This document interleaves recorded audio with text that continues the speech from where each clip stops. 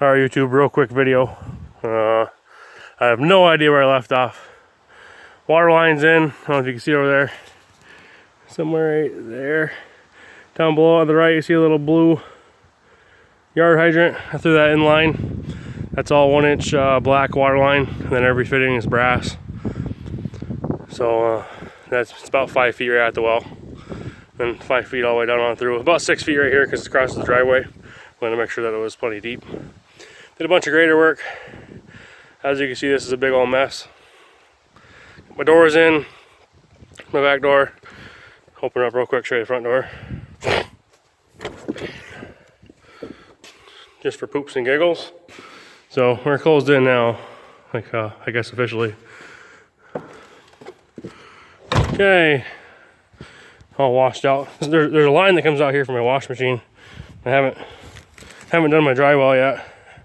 Right there is where it opens up. Those 2 barrels over there have been cleaned and welded together.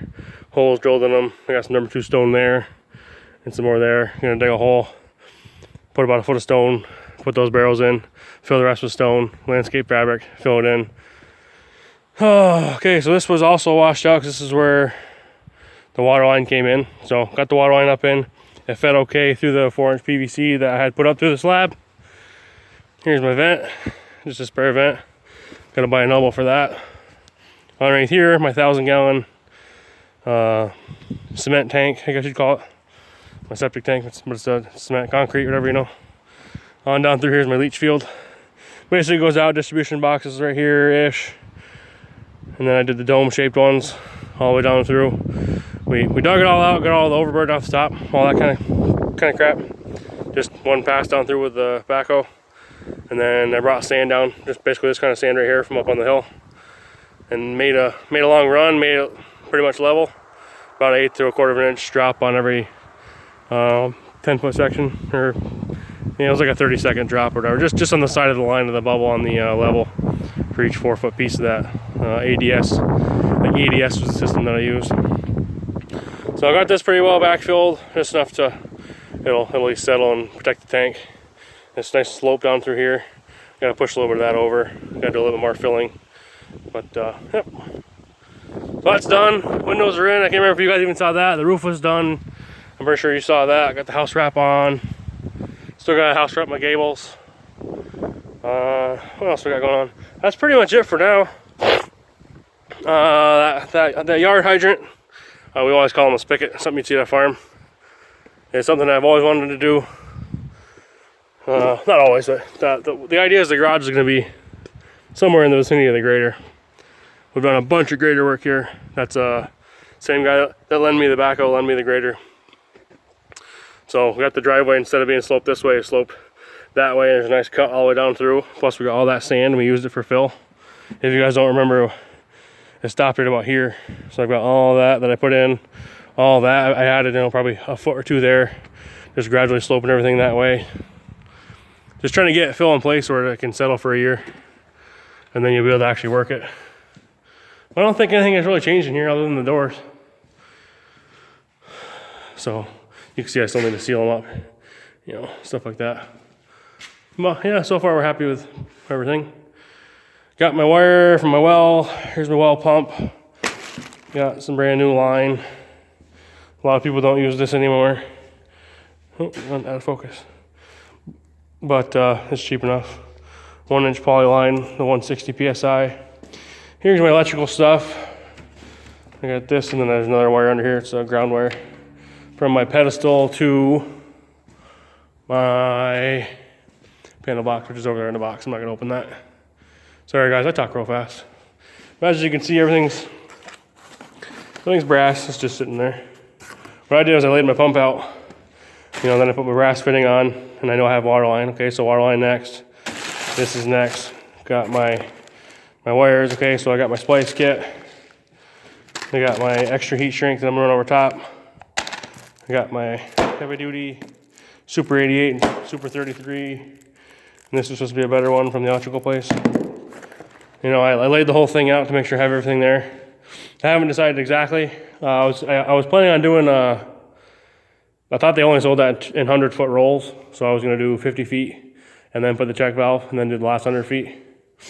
You see I got the check valve. Of course, you know, what sucks about stuff like this is that this is, say this is $15 or $20. I think it was $20 at Lowe's, which isn't that bad. You know, you want to go brass, you want to have one in there, saves your pump, blah, blah, blah.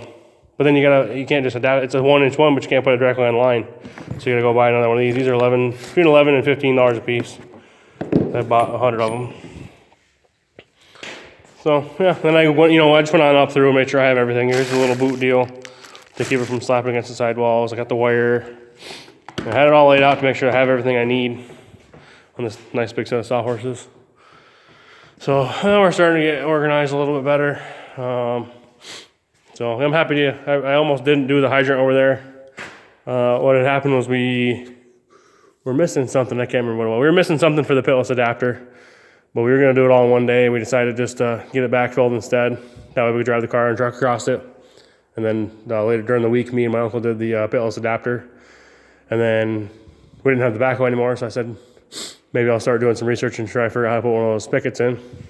The frost-free Simmons yard hydrant, I think is what that one is there. It's about 5 foot in the ground, 4.5, 5 foot, so shouldn't have any problems. And I buried it back with number 2 stone, put landscape fabric over it.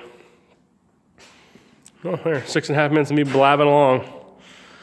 I don't know, big difference is putting the doors in. I bought a set of locks. I bought all 4 of them are the same, like that key and then the other door. But the idea was I could watch the kids play in the backyard. I can check out deer, etc., whatever. Same with this. This is gonna be the kitchen. That's the kitchen sink drain. Okay, so here's the kitchen window. You know, I can watch deer or watch the kids play or, you know, whatever. The only thing that so far that's a real big flaw. Not really a flaw. I mean, I knew what was gonna happen going into this, but there was absolutely no other place for it. But right about where that sheet's sitting, maybe a little bit more that way, is where my wood stove's got to go. So, gonna go out and up with the chimney through the roof, through my brand new roof. I don't know. There's a lot to do. I got a bunch of 2x12s up there. I got a bunch of strapping to do. Gonna leave my attic opening. My grandpa told me, someone told me, a good place to put it, which is where his was at. Maybe that's why I thought it was him. Was in your bathroom, right? Over top of your vanity, your bathroom sink. Because you can stand on top of the bathroom sink and then you can get up in there. But he only has about 8 foot ceiling, so I don't even know if that would work. But my plan was to put it in the bedroom. So this is a spare drain anyway. I'll probably end up throwing a toilet in there just because. I'm not sure if you can drain, maybe buy a small sink. I'm not sure if you could drain, somehow neck into a toilet to drain. I don't think you could do that. I don't know. 8.5 minutes of me blabbing along. But the weather's starting to break. Supposed to be done work in about 2 weeks. So I can really start kicking butt. But there also will be less money. More time, less money. So a lot of the busy projects I got to do. I want to buy a couple more sheets of that. That's like 3/4 or 5/8 plywood. I'm going to throw a couple of sheets up there just so I have for, you know, the usual Christmas ornaments and stuff. So, yeah, we'll go on down through, and I bought a bunch of 2x4 by 12 foot long. I threw them up there like a month ago, seems like. And do some more cross bracing and stuff. But anyway, that's it for now, guys. Been meaning to do a video whenever I get done with something big. But digging the water line was a weekend project. It was like a Saturday. You know, this was a project. The septic tank was like until 7 o'clock at night on Saturday. Well, Friday night after work, it was dark. We dug the hole, slammed the tank in that morning at 7 o'clock.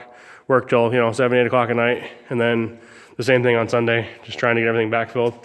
And I could not have done it on a more perfect weekend because we had good weather. And when we got done, the rest of the weather since then has been nothing but rain. And that area down there is naturally kind of wet.